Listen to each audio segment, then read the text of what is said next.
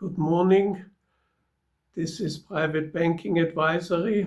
It's our regular Wednesday update, and there's quite a lot to talk about. First of all, I found an interesting news item about this online broker. You may have heard of it. It's called Robinhood. It created quite a stir in the American brokerage industry during the lockdown.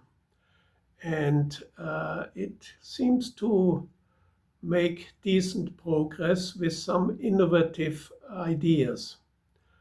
One of these ideas is that Robinhood seems to induce potential customers to transfer their assets to Robinhood and basically gives them a small bribe. You can call it bribe, but not in a negative sense. But essentially it is a bribe to transfer the assets. And that means that Robinhood pays potential and new customers anything between 1% and 3% of the assets that are being transferred. Obviously subject to restrictions. You cannot just transfer the money and take the inducement fee and pull your money out again after a short while. So what is interesting about this is that a lot of customers are transferring their assets from one broker to another, or from one bank to another, or from one fund manager to another. And basically, they get nothing in return. All they get is promising, hand-holding, basically just a promise that they get a better service or that they are getting the privilege of continuing to do business with their financial advisor. But basically the inducements are usually going to the financial advisor who brings the new client to the new employer. And the client is basically left in the dark. Will he get really much better service? Will the performance be better when the advisor changes jobs? So it just means that you should be very careful before you change your broker or your banker. And in a way, you should do proper due diligence. That means you should really look into the nitty-gritty of what is on the table with the new provider. Maybe you want to use my services. I'm in the business of financial markets for such a long time that I don't even want to remember when I started. And probably have seen more ups and downs in the industry and in the markets than the vast majority of all the people that are in the financial services industry at the moment. So I can have a good look at the proposals that you are receiving and help you make a proper decision and negotiate your transfer in a way that is to your own advantage.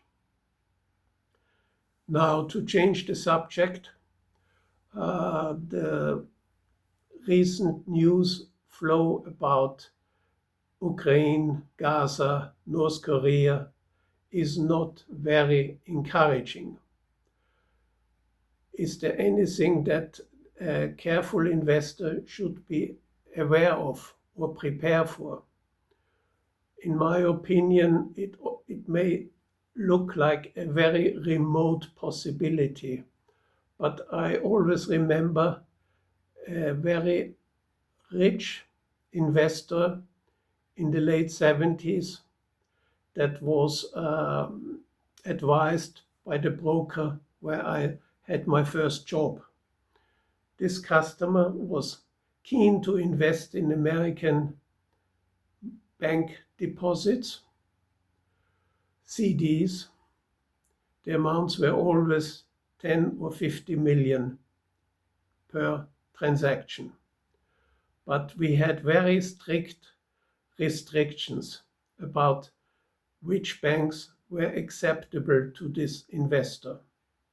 He did not want any banks that were based in New York, because at that time New York was in a financial crisis. He also did not want any banks based on the West Coast, because he feared that there might be another earthquake. So it shows how customers can be careful when they select their investments. At the moment, the only real problem that we could face is an all-out war between the West, the so-called West, and the so-called axis of evil, Russia, Iran, North Korea. Could it lead to a nuclear war? Well, my opinion is it's probably not very likely. But what should an investor do about this problem, this conundrum? Should you have all your eggs in one basket, in Zurich, in London, New York? I would suggest that if you have the possibility and the means to diversify geographically, you should do so. But it's no point investing in a fund that's located in the Cayman Islands, for example, but all the assets are ultimately held in one of these possible target cities. The assets really have to be in safe locations, or let's say safer locations. Which safer locations come to mind? Well, there is nothing is 100% safe, but locations like, or geographies like Australia, Singapore, maybe Argentina, South Africa come to mind. Above all, your assets should be diversified. It's not an easy job to do that, and you can spread yourself too thin. Again, I'm happy to help you find the right solution to this problem. There is no perfect solution, but you can at least plan in a way that you can feel comfortable if the worst should happen. So thank you very much for your attention this week. Not all the things I said are very encouraging.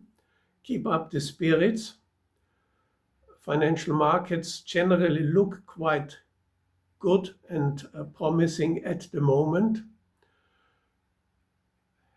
I hope you'll recommend this channel to your friends. You hopefully give us a like